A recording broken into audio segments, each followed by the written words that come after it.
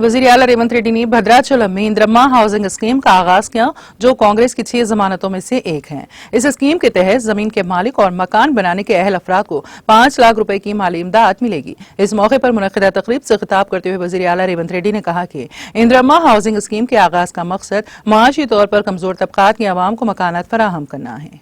उन्होंने कहा कि प्रजा पालना खुसूसी मुहिम के तहत रजिस्टर्ड तमाम दरख्वास्तों तक तौसी करता है। उन्होंने कहा कि रियासत भर में अहल बेघर अफराद को फायदा पहुंचाने के लिए इस स्कीम को मरहलेवार लागू किया जाएगा। वज़ीर आला ने कहा है कि रियासती हुकूमत का मकसद इंद्रम्मा हाउसिंग स्कीम के जरिए गरीबों और पसमानदा लोगों को ऊपर उठाना है, जिससे घर की मिल्कियत के जरिए इज्जत मिलती है।